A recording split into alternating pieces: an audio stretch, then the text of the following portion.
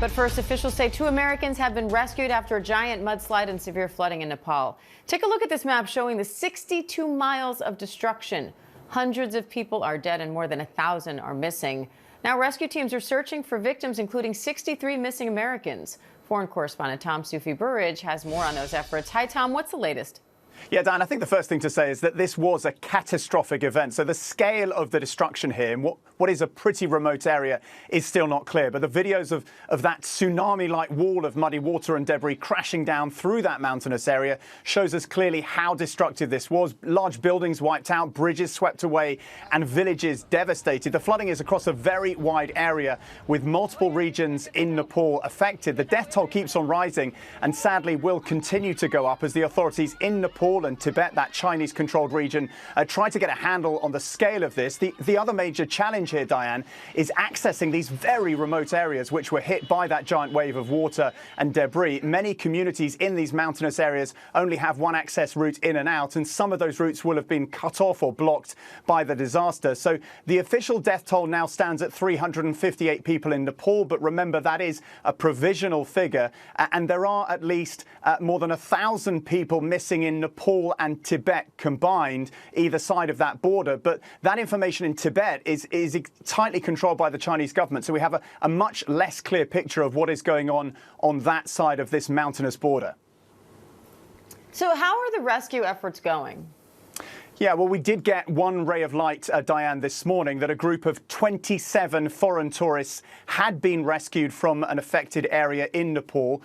2 Americans among that group, but there are still 63 Americans among the missing, according to Nepalese authorities. And look, the rescue and recovery operation, which faces such extreme challenges, will still be building at this moment in time, and in terms of its capacity and ability to reach affected areas. So the information is changing by the hour, and it's worth underlining how desperate the situation is in those regions of Nepal. The authorities there pleading for help after what was an exceptionally destructive event. Diane?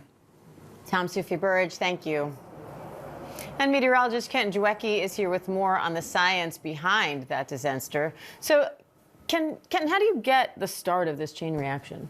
Yeah, Diane, it really, certainly there's a lot of research that still needs to be done to determine exactly how this happened step by step. But one thing that we do know so far is that that magnitude 5.2 earthquake that was felt by seismographs all over the globe was likely due to a large chunk or a large part of a glacier falling from a tremendous height.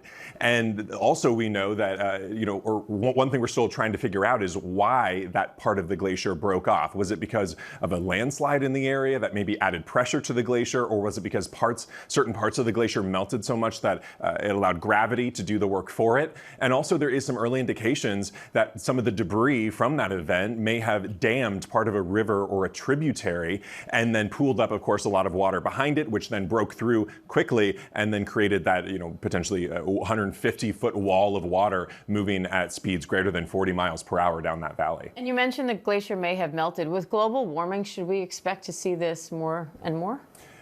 I think certainly we have to expect more of these events to happen in the future. One, because of climate change, but also because we've seen a history of this in the past in this area. This is something that does happen. They have had floods in the past, of course, in this area, and they've also had debris flows and landslides. But one thing we do know is that we have to figure out, of course, what happens step by step, and then we can figure out how much climate change may have played a role. We know that the Himalayas, of course, where this happened, have the highest volume of ice and snow anywhere outside of the poles, the polar regions, and that the Himalayas are warming faster than much of the world. And also that the glaciers in this area, which of course the Himalayas have tens of thousands of glaciers, they are melting rapidly. And we know that the rate of ice loss as well has doubled since the turn of the century, since just the year 2000. And it's going to continue to warm. And of course that rate loss will accelerate rapidly through the end of this century as well. And as that ice is melting, we're seeing some impacts of that, whether that's flooding downstream.